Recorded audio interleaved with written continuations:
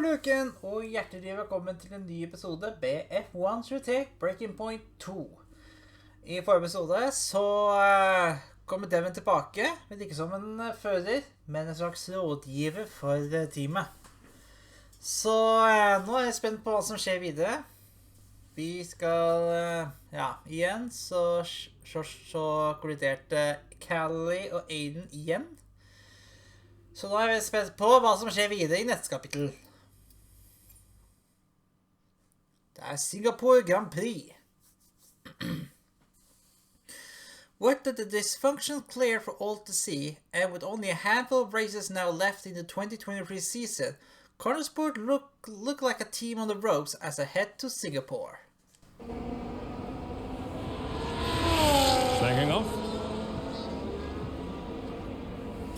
Hey. Ooh. Scared the life out of me, mate. I didn't mean to. Picking up any tips? I don't think they like the short straights here. You didn't mind them, did you? I love this track. Always do well here. Well, used to. How are you doing, Devon? Me? Golden, mate. Loving life. Yeah, sure. You know what it's like to leave all this behind, don't you? It's the most difficult thing I've ever done. Yeah, well, like that. But, I didn't choose this, Casper. I didn't, I know. You came back, right? How's it treating you? Ups and downs? How's our old teammate doing? Yeah, I don't know. Yeah. I don't think he's happy here. He still thinks he belongs in that top team, see? He's never let it go. That's the problem. You know, I could have a word with him. I mean, if you think that might help. It's all a bit bad. Uh-huh. Yeah. I understand. No, Devon, I mean it. Yeah? Scouts on him, mate.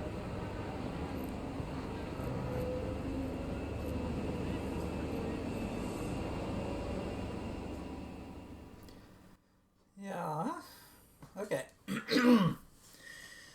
Hva skjer videre her nå? We need your input on this one. Skal vi se, Trouble in the Garage, skal vi se. An anonymous source has talked to the press about how Callie must not be criticized at Motorsport. It looks like the case from a mechanic who had to run in with Callie in the garage. The press are really latching into this story. How do you want to handle it? Ja, det eneste han trenger å være cautious. Men altså, disiplin er helt låst. Jeg har ikke gått opp på level 8 enda. Ja, vi får bare ta det. Oi, skal vi se. Devon just been in... He said the two of you had a little chat and that you both agree Aiden needs a bit of extra motivation. Is that true? He's suggesting an expected finish position for him this weekend as third. The OFS boss, but that seems a bit overly ambitious. What's your plan? Ok, da er det om Aiden sin får litt ekstra motivasjon. Så Devon vil at Aiden skal komme på en tredjeplass eller høyere. Så det vil affekte både subjective og incoming race. Skal vi se. Ja, vi... Vet du hva? Vi bare hører på hva Devon sier, så vi ser hva som skjer. Andrew had a sit-down interview with a reporter he had a fear exchange with. Now a bit calmer, he still executed the same passion that we know and love him for.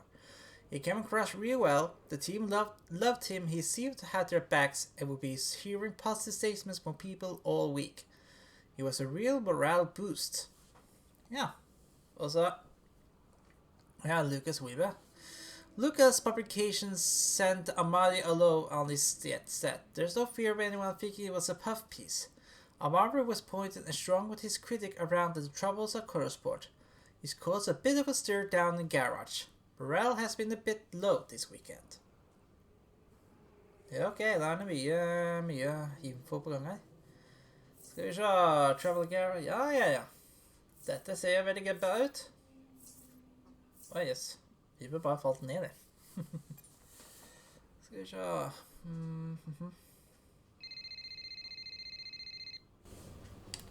Andrea, Did you read his email? I glanced at it. He's a sly old fox at that one. Thank you for finding a place for Devon, as if we had a choice, Casper. As if it was our decision. Yeah, I know. How's it going with Devon anyway? Yeah, he's still struggling. But he does really care about the team, so, maybe it'll work out. Well, that's something at least. Rather him than his father, right? Rather neither of them, Casper. Anyway, I'll see you. Yeah, see you. Ok. Ja, nå er det Davidoff. Davidoff. Ackerman. Look, I know it's none of my business, but that story about the mechanics really blowing up. I trust you're dealing with it. I'm going to clear everything up myself. I've arranged a press conference. I'll tell them everything's fine. That's not exactly what I'd call dealing with it.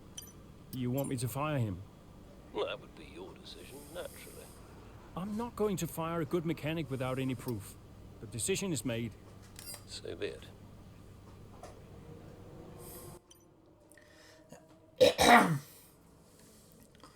Ja, that's that. La oss gå til løpet da. Did Casper really want you to talk to Aiden? I read between the lines. Look, Casper's good at lots of things, but I know people. I know how to get in their heads. And I wanted to help Dad, help the team, so, Leave me alone. Listen, I'm just saying, mate, if you were such an incredible driver, you wouldn't be a constable, would you? Sorry, it's the truth. No offense. Maybe I won't be here next season. Oh, dude. You know what your problem is? Yeah. You. You think you're better than the team. I remember when Aiden Jackson was just happy to be behind the wheel of an F1 car. We all like that guy far better than this one. You never liked me. No. Casper did.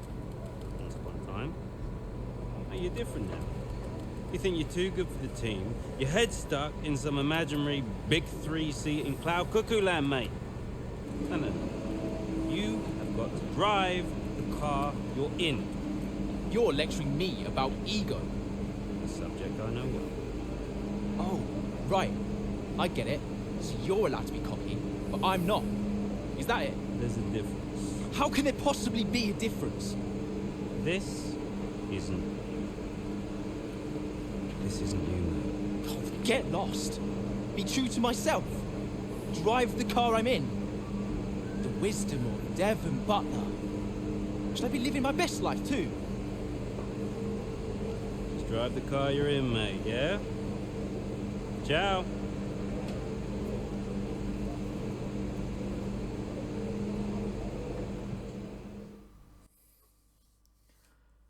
Oi. Ja, ok. Skal jeg si det som Aiden nå? With Devon's words still repeating in his head, a focused and determined Aiden Jackson looks to return to form.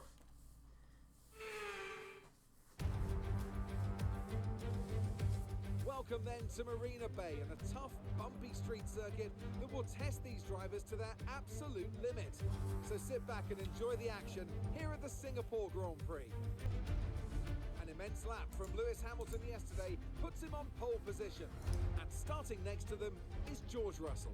Looking at the rest of today's grid, we have Sainz, Oscar Piastri, Perez, Fernando Alonso, Verstappen, Leclerc, Norris, Joe, Ocon, Stroll, Jackson, Mayer, De Vries, Magnussen, Tsunoda, Gasly, Bottas, Sargent, Hulkenberg, and Alex Albon picks up the last spot on the grid. And now it's time to head down to the track. Well, it's a beautiful night here at the Marina Bay Circuit, and as ever, a really enthralling Singapore Grand Prix ahead of us. That's right, Crofty. And while there's not many surprises at the top of the standings right now, there's a lot to watch out for further down the pack. One driver I'll be definitely keeping my eye on is Connor Sports' Aiden Jackson. He's been less than consistent so far this season.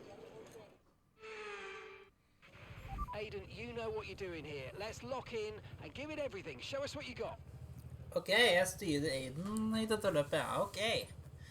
Så vi tar den vanlige strategien her med soft og medium. Alright. Banen annerledes. Jeg har kjørt på den banen før I et online-løp, så jeg kjenner på den nye varianten nå.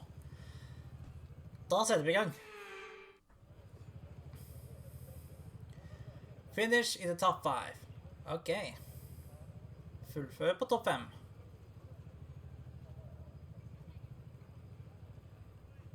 Og så fullfør på topp 3.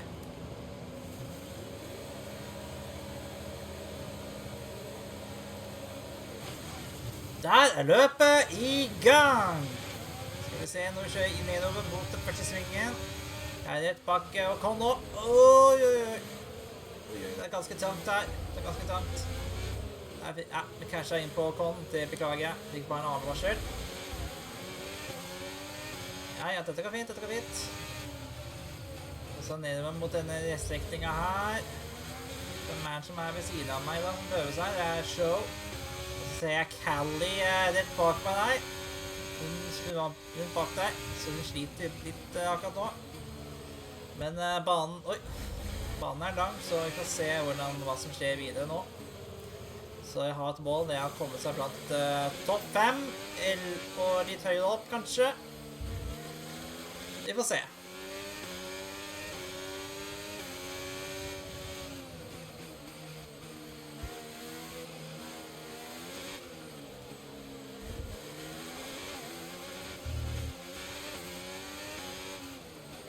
Oi, oi, oi. Bare stuper inn der. Da det.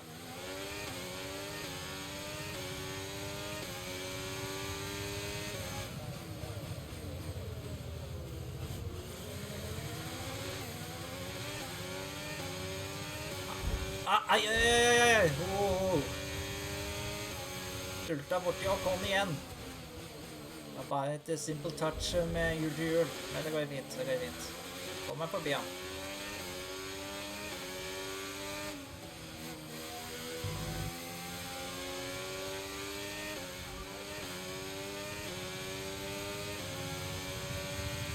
Her kommer igjen, Norris. Her kommer forbi her. Sånn, ja. Nå det Verstappen som neste. Hvorfor ligger de så langt bak? Det akkurat det samme som... det skjedde akkurat som I virkeligheten da? Da Red Bull-teamet sleit utrolig mye. Jeg skal prøve å komme forbi han.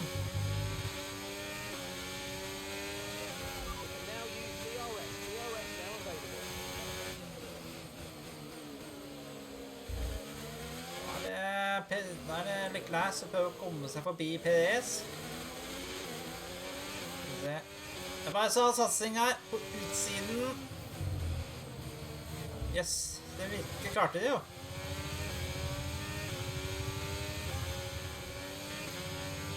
Nå tar jeg Leclerc. Vet ikke da, jeg må ta den på utsiden der. Ja, det går. Det går.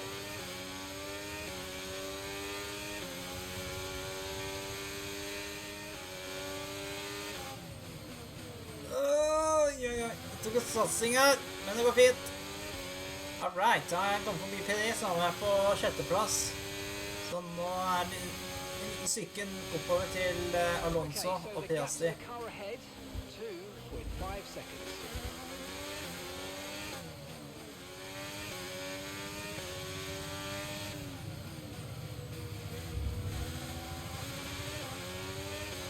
Ok, nå sjansen til å ta Alonso. Skal vi se, ikke kanskje inn på meg. Nei, ja. Dette går fint. Oi, ja da. Jeg kommer forbi Alonso. Da jeg blant topp 5. Så nå ser jeg bonus objective. Det Sainz. Men jeg må komme meg forbi Piastri først.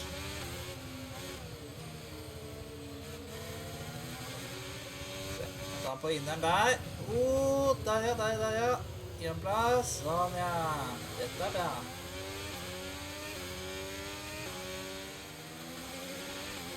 Nå har jeg en sjanse til å komme forbi Science. Kom igjen, kom igjen. Oi, oi, oi. Dette går fint. Ja da, nå er jeg på toppen. Nå er jeg på topp 3. Vi får se om jeg klarer å komme meg forbi begge Mercedes-førerne som ligger på toppen akkurat nå.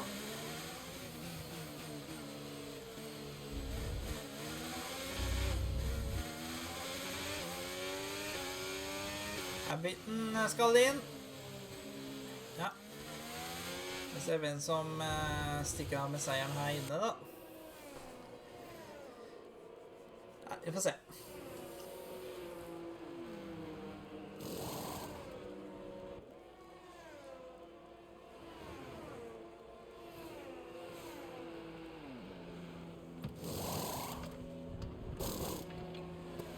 Ja, det. Hvor er det jeg havnet til nå? Ja, fortsatt på Hamilton, ja. Ok, den er god.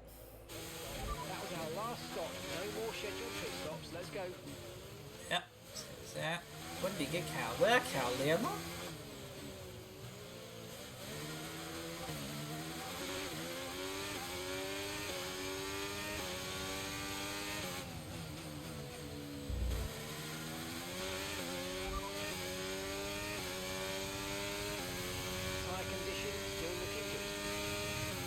Sorry, jeg var ved vei da. Jeg ville bare vite hvor Callie er, men jeg vet bare at hun ikke gikk inn. At du skal kjøre inn til polet i denne runden nå. Nå skal jeg prøve å komme meg forbi Hamilton.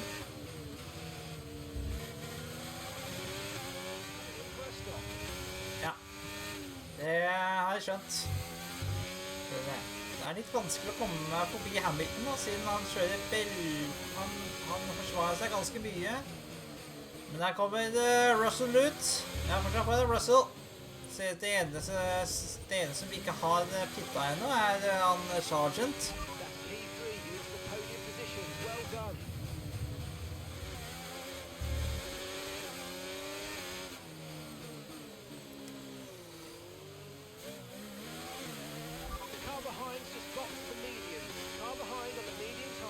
Ok, nå er sjansen til å komme forbi Hamilton nå. Nei. Han forsvarer seg ganske mye, men jeg kan ta han på denne strekningen her. Det skulle egentlig være en TV-sone, men der har teamet sagt nei. Så det får bli det neste år da. Neste sesong. Jeg tar han på inneren der. Ja da. Dette er barnevaten. Der kjører Sergeant inn, som betyr at jeg er oppe i ledelsen av løpet. Og setter løpets raskeste. Da er det bare for meg å beholde den førsteplassen.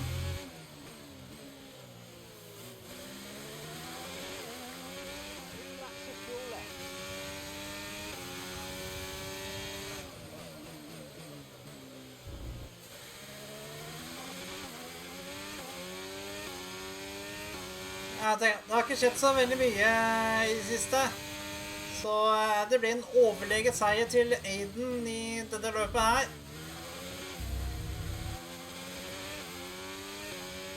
Da kjører jeg inn i mål som vinner av Singapore Grand Prix.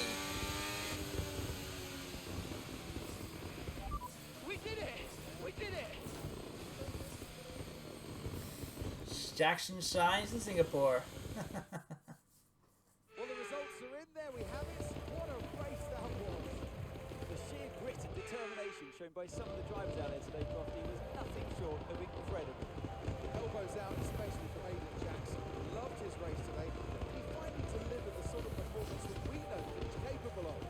So whatever they're saying to him over in Common Sports, he seems to be listening to. Well, what a thrilling end to an incredible Grand Prix weekend. Our top three finishers should be incredibly happy with what they were able to achieve out there today.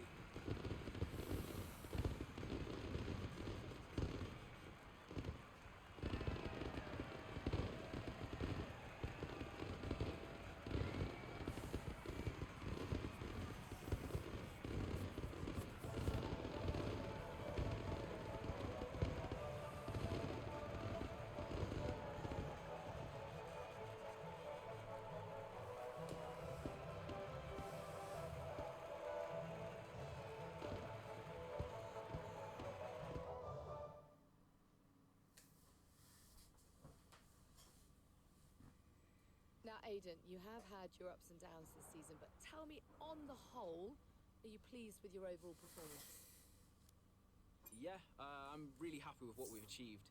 You know, F1 gets more and more competitive every single day, so I've really given it all this season, and you know, today I've been able to show a little bit more of what we're capable of. Okay, I'm going to be cheeky, go straight for the jugular. If you had to choose a teammate between Callie and Devon, who would it be?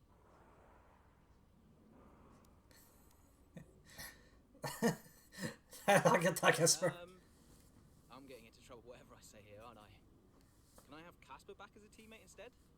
I'll talk him out of retirement.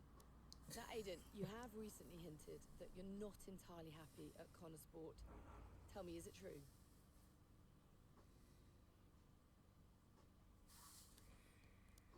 No. That's completely overblown. You know, all teams have issues, but I want to do everything in my power to make it work at Connor Sport. There's been wild speculation on whether or not Connor Sport can even be on the grid next season, so can you tell us more? That seems like a question for the investors, but no one's funding Connor Sport as a charity. They're funding it as a business. And if a business isn't successful, then there's definitely an issue. Thank you so much for your time.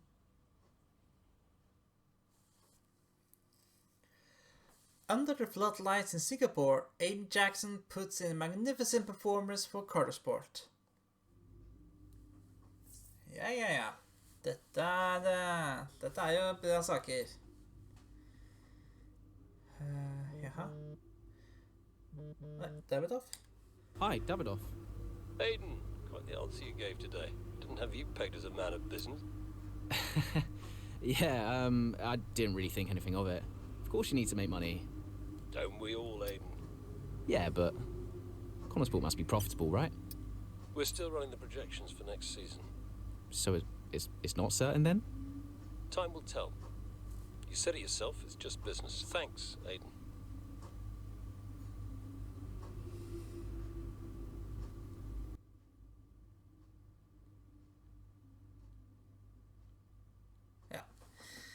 Ja, god ros fra Davidoff med tanke på neste sesong. Jeg bare titter litt her. Ja.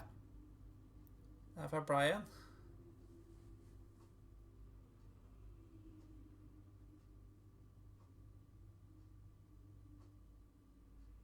Ja. Vel, tror vi får gå rundt om her, så vi ser hvordan det står til i neste kapittel. Tusen takk for at du så på denne episoden med F123 Breaking Point 2. Trykk like på videoen, abonner hvis du er ny, og så ses vi til en annen video. Ha det bra!